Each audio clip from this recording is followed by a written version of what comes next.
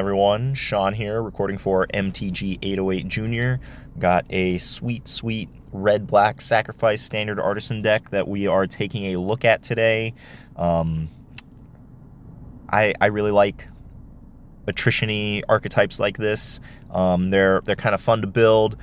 This deck actually has a ton of card choices, as you may see just glancing at the deck list. I got a lot of 2-ofs and 1-ofs here just because there's so many options. Red-black in a lot of draft formats that are currently legal and standard just has the sacrifice theme, so there's lots and lots of synergies, lots and lots of enablers, lots and lots of options to choose from, but all of them are all very powerful. I think that this deck is going to be a contender in the standard artisan format here for Duskmourn standard. But before I dive into it, want to give a shout out to all of our patrons over at patreon.com/mtg808junior. We got Koji, James, Joe, and Corey. Thank you for supporting the project. If you want to support youth magic in Hawaii, and we are working on branching out into the mainland, trying to get a couple other youth projects going outside of Hawaii. If you want to support youth magic, bring back the JSS. That's the dream, to eventually regrow the JSS from the ground up. Check out our Patreon.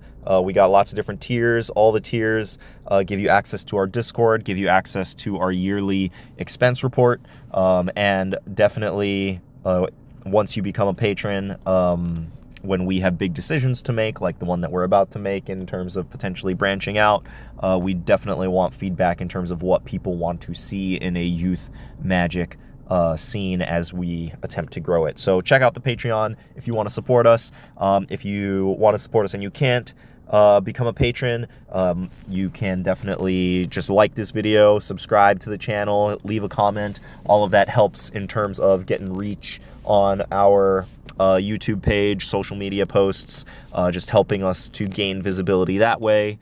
That is always a huge help at zero cost to you. All right, anyway, back to the deck tech. We've got red-black sacrifice. The core of this deck, I would say, is right here, Disturbing Mirth. It is fresh from the new set, Duskmourn.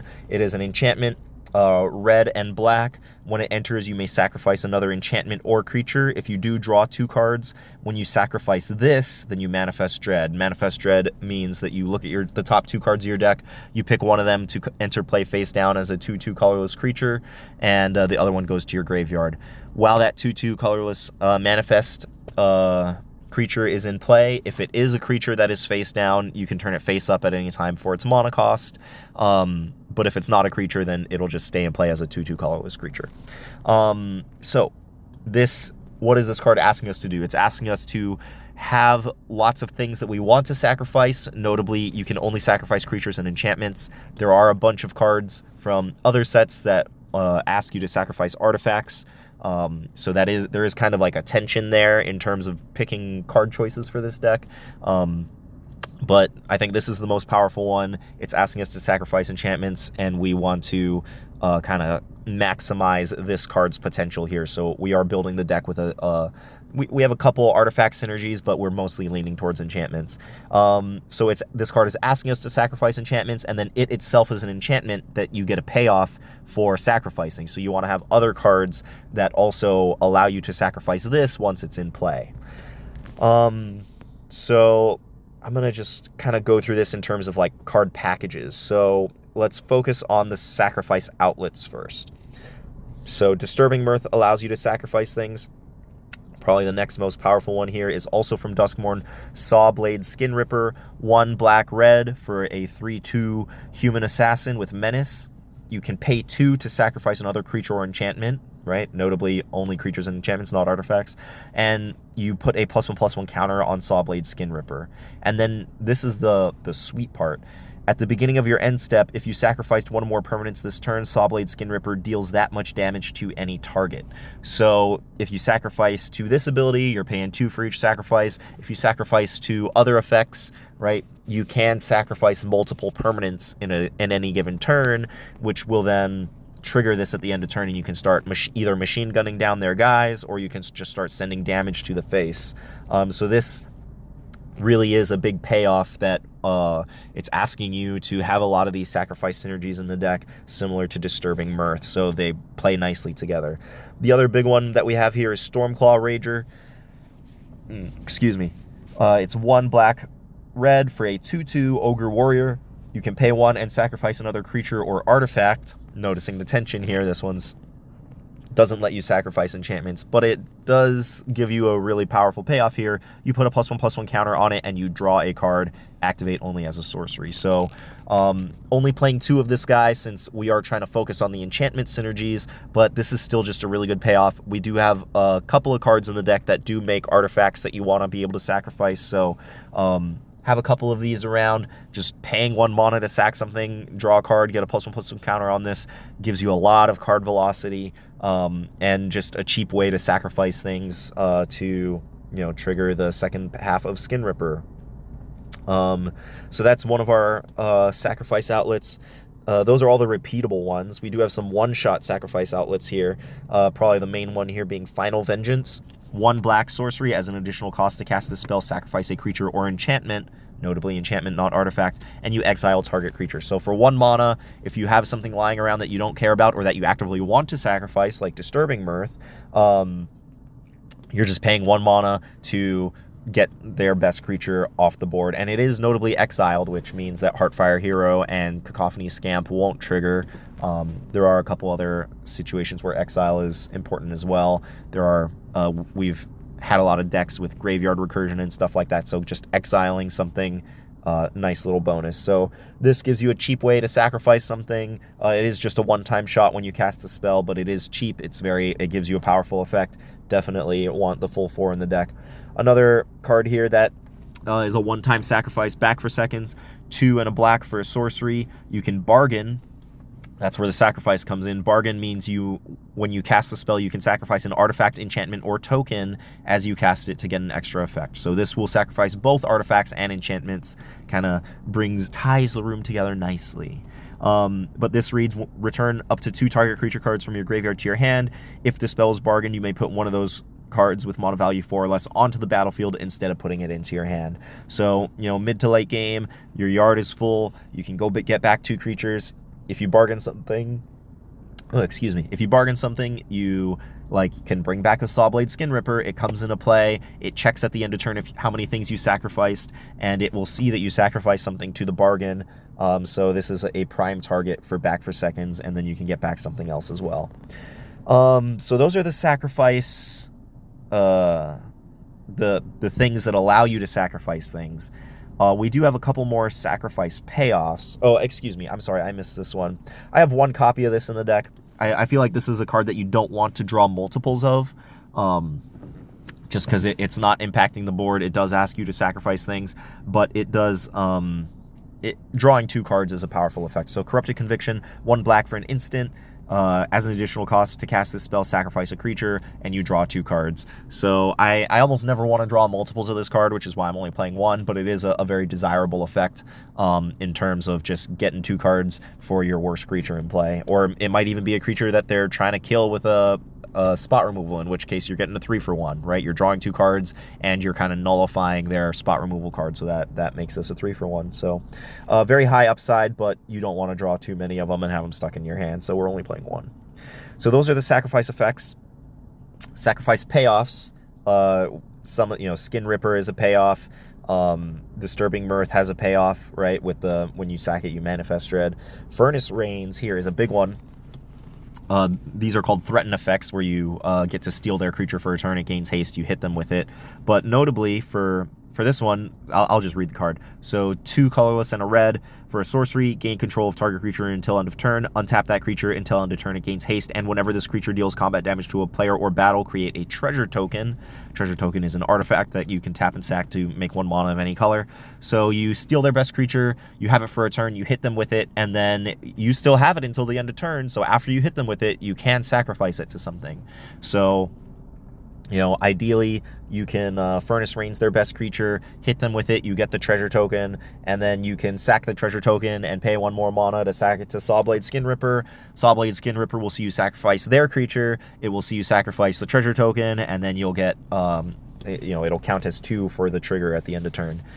So that's a big payoff for the deck. I could see playing more of this card, sacrificing it to their creature to Final Vengeance or any of your sack outlets is a really big swing. Paying 3 mana though and needing to have a second half to it is the reason why I'm only playing 2. The curve is also kind of full of 3 casting cost spells, so I could see wanting to play more. I do have the other 2 in the sideboard for the decks that play like big expensive creatures that this is especially good against, but I think 2 for the main deck is a fine place to start. And then the last sacrifice payoff that we have here is Gixian Infiltrator, 1 colorless and a black for a 2/1 Phyrexian human. Whenever you sacrifice another permanent, put a +1/+1 counter on Gitaxian Infiltrator. So with the repeatable sacrifice effects, with the so many different cards that allow you to sacrifice things, you could be getting anywhere from like 1 to 3 triggers off of this every turn. So this guy will grow pretty quickly. So we're only playing 2 because on its own it's just kind of a derpy 2/1 that doesn't give you any value. But if this sits in play for a few turns, like it is going to grow into a pretty formidable threat very quickly. All right, so that's the sacrifice, the sacrifice enablers, the sacrifice payoffs, and then we got to have the sacrifice fodder. So the rest of these cards kind of give us a lot of things that we don't mind sacrificing. So I'm going to start with the creatures here. Fear of Lost Teeth, 1 black for a 1/1 enchantment creature Nightmare. When it dies, it deals 1 damage to any target, and you gain 1 life. So, it's just a 1 mana 1/1. It can trade with things. In a pinch, it can take out a 2 toughness creature, right? It can block it and then deal the 1 damage to it to take it out. Ideally, you can, trade it with a 1 toughness creature, and then the trigger will take out a second 1 toughness creature. Or you can just sacrifice it to one of your many sacrifice outlets to just snipe down their 1 toughness creature if they don't want to trade with this in combat. So it does a lot of things, a lot of different things very well. None of them are super powerful, but for just 1 mana, it really it's the lubrication for the deck to kind of run smoothly. All of these cards kind of fall into that category. Next one here, Nezumi Linebreaker, 1 mana for 1/1. When it dies, you make a 1/1 mercenary token, which is red, and it has tap. Target creature you control gets +1/+0 until end of turn. Activate only as a sorcery. So again, a cheap creature you don't mind trading early. You don't mind sacrificing for an effect. It dies into another creature that you can trade, sacrifice. Really just allows the deck to keep churning. And then the last one here, Clockwork Percussionist, 1 red for a 1/1 artifact creature, Monkey Toy. It has haste, and when it dies, you exile the top card of your library. You may play it until the end of your next turn. So it's in this deck, it's kind of like drawing a card. There are some cards that you want to play only in specific windows, like Furnace Rains, right? Or you might flip over a Disturbing Mirth and not have the ability to play a creature that you want to sacrifice and cast Disturbing Mirth in the window that you have to cast it. So it's not always going to be like drawing you a card, but I'd say like 80% of the time, especially if you're like careful about when you choose to sacrifice this or trade it in combat, it's going to be essentially like drawing a card. So we're only playing 3, right? It's a 3-3-2 split on these creatures. Some of them are better in some situations. If you have a strong affinity for one over the other for whatever reason, I can totally see messing with these numbers and playing them however you see fit. All right. So those are all creatures that can be sacrificed to your sacrifice outlets. Most of our sacrifice outlets ask you to sacrifice enchantments, so we have an enchantment here that we don't mind sacrificing. Hopeless Nightmare, it's black mana for an enchantment. When it enters, each opponent discards a card and loses 2 life. And then when it's put into a graveyard from the battlefield, you scry 2. You can pay 2 and a black to sacrifice it to itself, which hopefully you will never do. But you will get the scry 2 even if you sacrifice it to something else. So this is just good, clean sacrifice fodder. You're definitely getting a 1-for-1. They're losing 2 life. That's very relevant. And then it just sits around on the battlefield ready to sacrifice to any of your things that can sacrifice enchantments. So Final Vengeance will sacrifice it, Disturbing Mirth will sacrifice it, Back for Seconds will sacrifice it, and Sawblade Skin Ripper will sacrifice it. So very nice card. Don't want to play too many since it doesn't directly impact the board. And but I'm perfectly fine playing 2 copies since you're also getting the life loss along with the card, so you are kind of like progressing your game plan of getting them dead. Keeping in theme with the enchantments, we got Nowhere to Run, 1 and a black for an enchantment with Flash, and when it enters, target creature an opponent controls gets -3/-3 until end of turn, and then it has a static ability. Creatures your opponents control can be the target of spells and abilities as though they didn't have hexproof, and ward abilities of those creatures don't trigger. So there are a couple hexproof and ward creatures. Lots of spells in the format that give hexproof. I'm going to be covering the blue-white Boggles deck in a future deck tech, so that deck relies a lot on giving creatures hexproof, so this is kind of like a natural foil to that, as well as just giving something -3/-3. It won't kill the biggest creatures, but it will shrink them. It will kill almost every 2-drop in the format, a lot of the 3-drops in the format. So this will kill a lot. It leaves behind an enchantment, which you can then sacrifice for value, or if you care about the static ability, you can just keep it in play. Another enchantment here that we have, the Witch's Vanity. It is a saga. So sagas are cards that when they... Oh, get rid of that. Sagas are cards that when they come into play, they come in at the first chapter, and then during each draw step after that, they add a chapter until once you add the last chapter, then you just sacrifice the enchantment. Keyword sacrifice, so it will trigger your Sawblade Skin Ripper. Will count that as a sacrifice. But Witch's Vanity, 1 and a black, chapter 1, destroy target creature an opponent controls with mana value 2 or less. Most decks in the format, I think outside of like blue-black control, have targets that this is going to hit. So even though it only hits small creatures, almost every deck plays small creatures.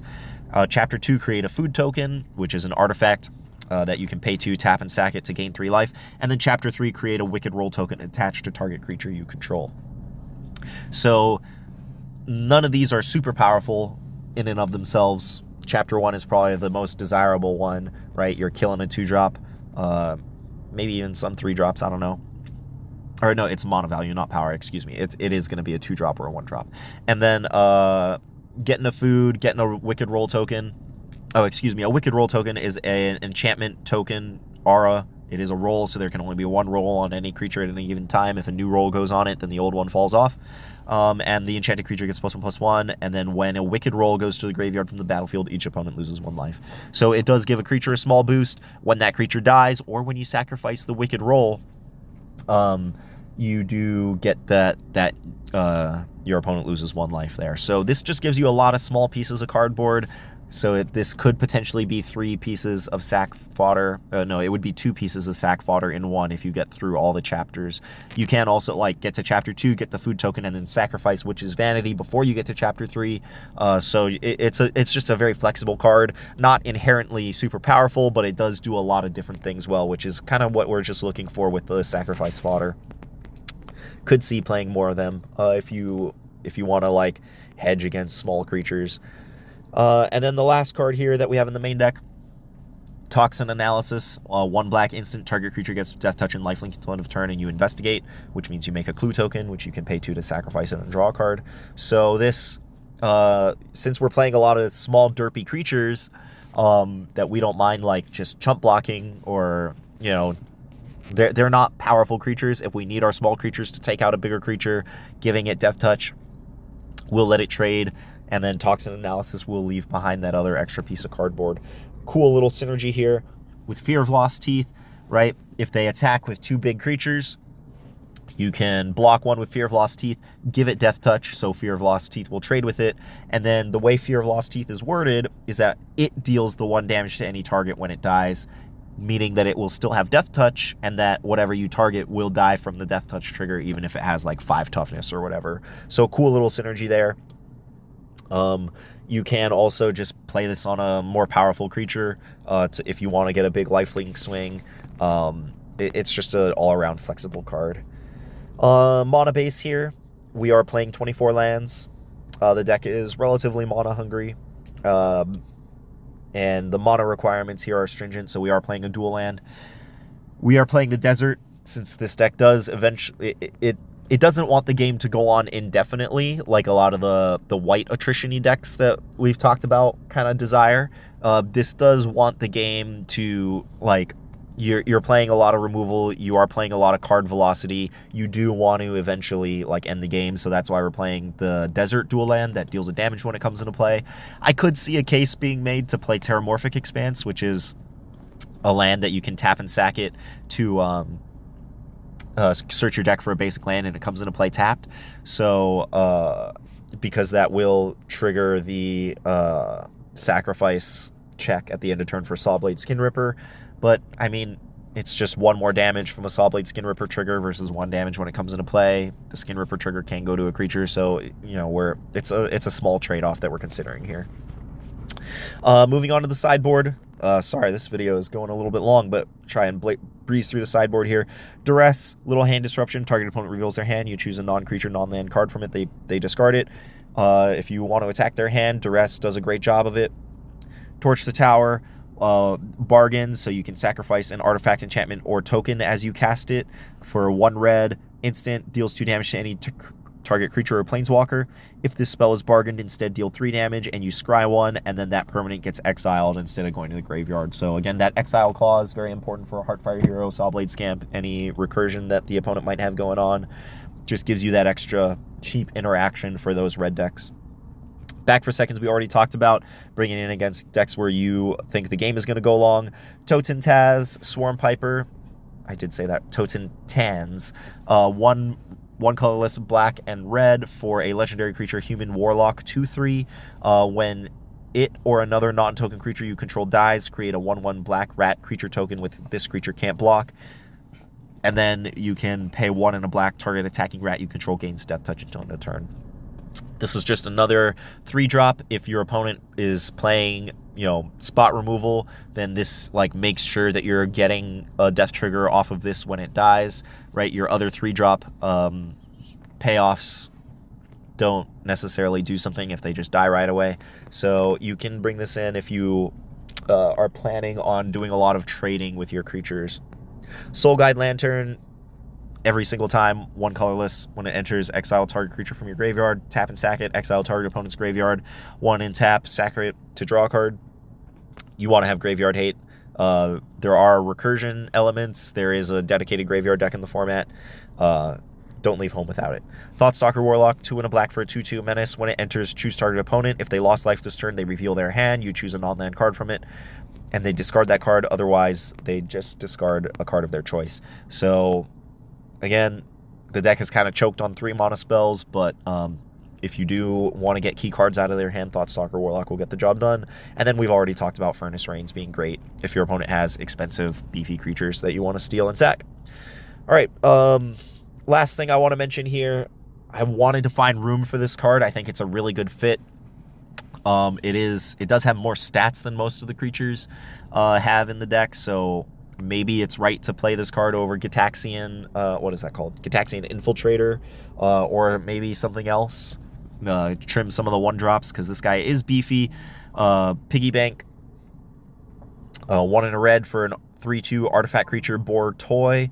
When Piggy Bank dies, create a treasure token. So it does kind of have the synergy piece of when, like, the 1-drops that we have that just kind of like you're okay sacking them, they die into something else that you can sack, but this one just has a little more stats. So it is an option. Ultimately, I did not include it in the deck. That could very well be wrong. Maybe the deck does just want a little more power and toughness on its creatures. We'll see. But keep that one in mind if you do give the deck a try, and let me know what you think. Thank you for stopping by. Hit that like button, hit that subscribe button, leave a comment, let us know what you think, and we'll catch you next time. Thanks for sticking around. Peace and chicken grease.